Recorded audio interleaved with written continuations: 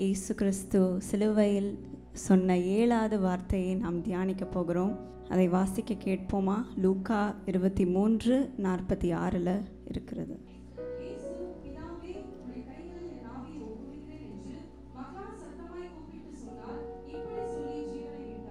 பிதாவே, உம்முடைய கைகளில் என் ஆவியை ஒப்பு வைக்கிறேன் என்று இயேசு சொன்னார்.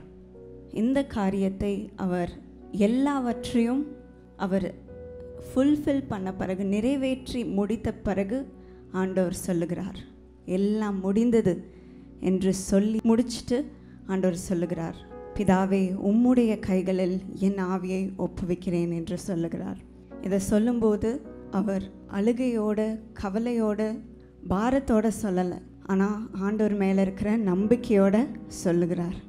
கர்த்தர் மேல், பிதாவின் மேல் அவர் வைத்திருக்கிற நம்பிக்கை, விசுவாசத்தை நிரூபிக்கும்படி அவர் இதை சொல்லுகிறார். இந்த சூழ்நிலை எப்படி இருந்துச்சு அப்படின்ட்டு நம்ம பார்க்கும்போது, அவர் தாகத்தோடு சிலுவையில் தொங்கியிருந்தார். தேவன் அவரை கைவிட்டுட்டார் அப்படின்ட்டு நினைத்து பாவத்தை நிமித்தம் ஆண்டவர்கிட்டருந்து அவர் பிரிந்திருந்தார். அந்த பாரத்தை சுமந்திருந்தார். எல்லாம் முடிஞ்சிருச்சு அப்படின்ட்டு அவர் சொன்னார். யாருமே இல்லை, என் பிதா என்னை விட்டு பிரிந்திருக்கிறார் என்ற பாரத்தை அவர் வைத்திருந்தார். ஆனாலும் அவர் ஆண்டவர் மேல் இருக்கிற நம்பிக்கையை அவர் இழக்கவில்லை. அதை நிரூபிக்கும்படியாக அவர் பிதாவினிடத்தில் சொல்லுகிறார். இதை சங்கீதம் 31:5 நிறைவேறும்படிக்கு ஆண்டவர் அவருடைய வசனத்தை அவர் வாயிலிருந்து சொல்லும்படி இதை சொன்னார்.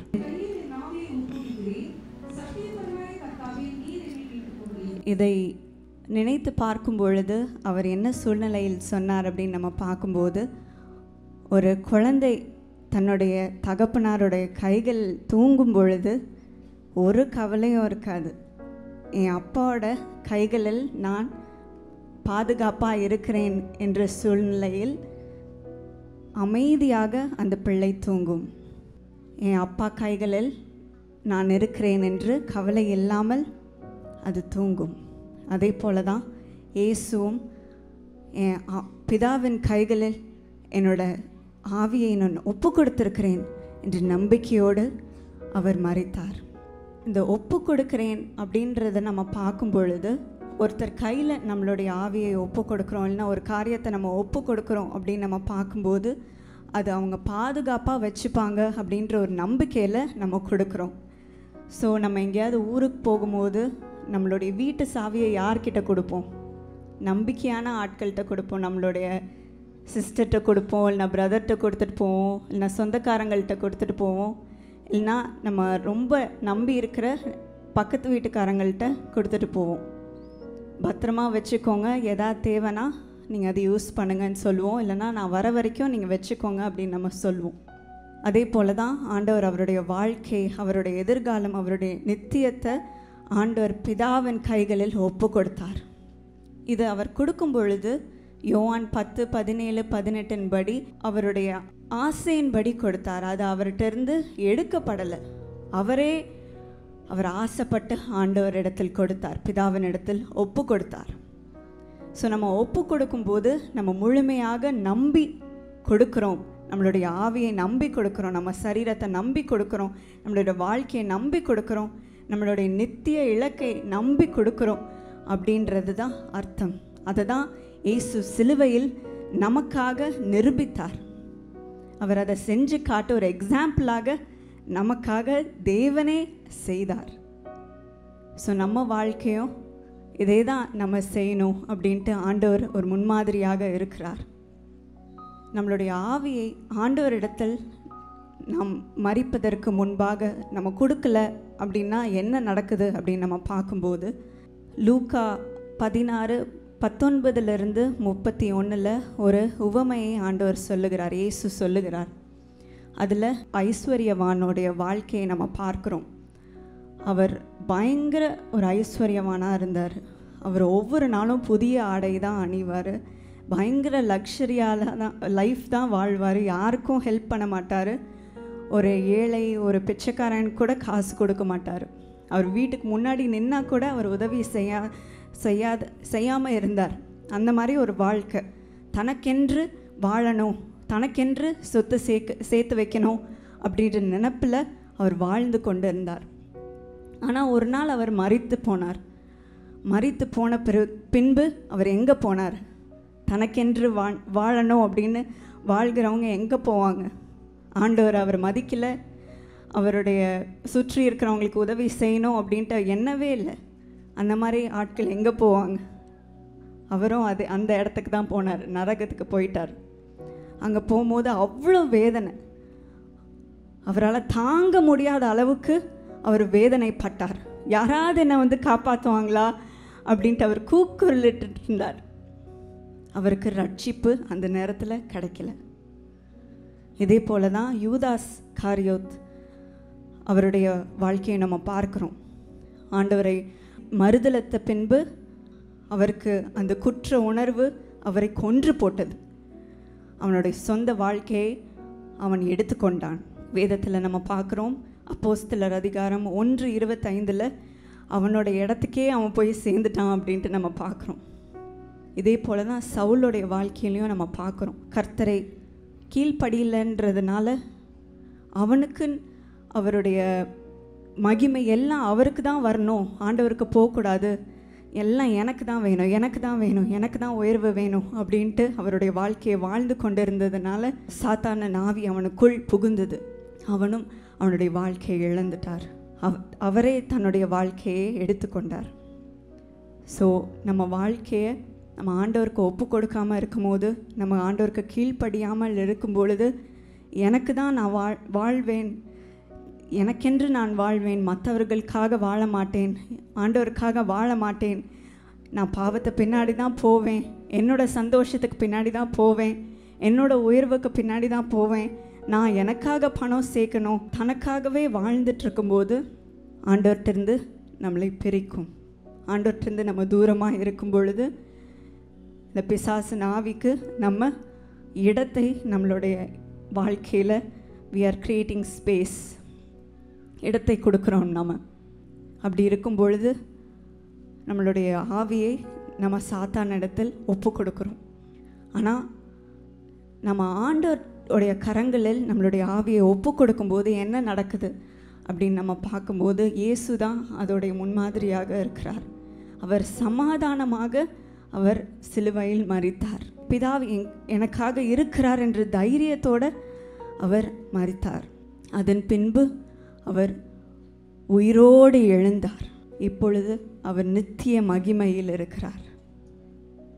ஸ்தேவானுடைய வாழ்க்கையை நம்ம பார்க்கும்போது கூட அவர் மேல் கல் எறிந்து அவரை கொன்று போட வேண்டும் என்று எழுந்த பொழுது கூட, அவர் மேல் அந்த கல் எரியப்படும்போது கூட அவர் வானத்தை நோக்கி சொன்னார். அப்போஸ்தலர் 7:59-60 நம்ம பார்க்குறோம், என் ஆவியை ஏற்றுக்கொள்ளும் அப்படின்ட்டு அவர் சொல்லுகிறார். இயேசுனிடத்தில் சொல்லுகிறார். இயேசு எப்படி மரித்தாரோ அதே போல் இவரும் அந்த வார்த்தைகளை சொல்லி அவர் மரித்தார். அவர் மரிக்கும் பொழுது அவர் பரலோகத்தை பார்த்தார். அவருடைய வாயில் இவர்களை மன்னியும் என்று வார்த்தை தான் இருந்துச்சு. அப்படி உங்களால் இருக்க முடியுமா? அப்படி யோசித்து பாருங்கள். மரிக்கும் தருவாயில் கூட இவர்களை மன்னியும் என்று அவர் சொன்னார். அதே போல் சிலுவையில் இயேசு பக்கத்தில் இருந்த அந்த திருடன் சொன்ன காரியம் லூக்கா 23:42-43 நம்ம பார்க்கிறோம்.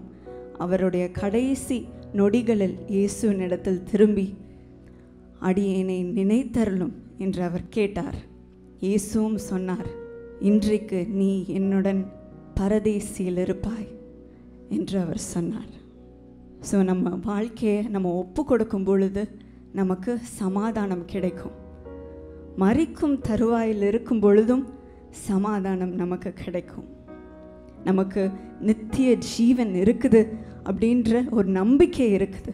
நம்ம ஆண்டவர் மேல் நம்பிக்கையாக இருக்கும்போது இதெல்லாம் நமக்கு ஆண்டவர் தருகிறார்.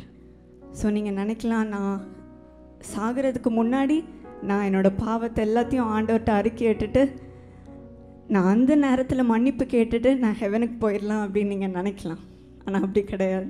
வேதத்தில் நம்ம ரோமர் 12:1 நம்ம பார்க்கிறபடி, நீங்கள் உங்கள் சரீரங்களை பரிசுத்தமும் தேவனுக்கு பிரியமுள்ள ஜீவ பலியாக ஒப்பு கொடுங்கள்.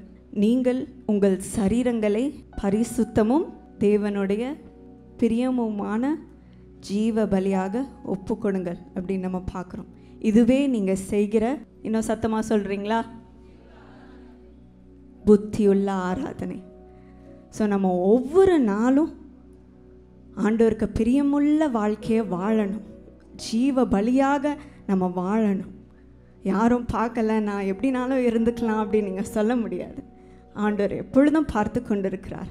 நீங்கள் சீக்ரெட்டில் என்னெல்லாம் பண்ணுறீங்க, என்னெல்லாம் உங்கள் மனசில் யோசித்துட்ருக்குறீங்க, எப்படிலாம் நீங்கள் சர்ச்சிலேருந்து வெளியே போகும்போது, நான் வீட்டிலேருந்து வெளியே போகும்போது நீங்கள் உங்கள் வாழ்க்கையை நடத்துகிறீங்க அப்படின்ட்டு ஒவ்வொரு நொடியும் அவர் பார்க்கிறார். என் மகன் என்ன செய்கிறான், என் மகள் என்ன செய்கிறார் அப்படின்ட்டு அவ்வளோ கரிசனையாக இருக்கிறார்.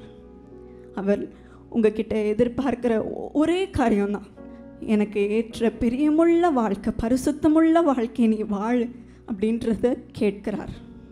எல்லாம் ஆண்டவர் சிலுவையில் என்னோட பாவத்தை சுமந்துட்டாரு அப்படின்ட்டு நம்ம விட்டுறக்கூடாது. ஒவ்வொரு நாளும் நம்மளுடைய ஆவியை அவரோட கரத்தில் ஒப்பு கொடுக்கணும். நம்மளுடைய ஜீவனை ஒப்பு கொடுக்கணும். நம்மளுடைய தாட்ஸ், நம்மளுடைய ஆக்ஷன்ஸ், நம்மளுடைய யோசனைகள், ஏக்கங்கள், ஆசைகள் எல்லாவற்றையும் ஒப்பு கொடுக்க வேண்டும். கடைசி நேரத்துக்கு நீங்கள் வெயிட் பண்ணாதீங்க. இன்றைக்கே ஒரு டெசிஷன் எடுங்க.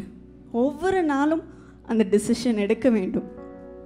சில சமயம் நம்ம மறந்துடுவோம் ஆண்டவர்கிட்ட நம்மளுடைய வாழ்க்கையை ஒப்பு கொடுக்கறதுக்கு. நானே எல்லாத்தையும் பார்த்துப்பேன் அப்படின்ட்டு நம்ம சொல்லிட்டு போவோம். அப்புறம் ஆண்டவர் கொட்டுவார், நான் இல்லாமல் உன்னால் எதுவும் செய்ய முடியாது அப்படின்னு அவர் சொல்லுவார். அந்த நேரத்தில் நம்ம ஒப்பு கொடுக்குறோம் அல்லவா, அதுக்கு பதிலாக நம்ம ஒவ்வொரு நாளும் அவரை தேடி நம்மளுடைய வாழ்க்கையை ஒப்பு கொடுக்கும்போது, பரிசுத்தமாக வாழும் பொழுது, அவருக்கு பிரியமாக வாழும் பொழுது, நம்ம அவருக்கு அதுதான் நம்ம செலுத்துகிற புத்தியுள்ள ஆராதனையாக இருக்கிறது.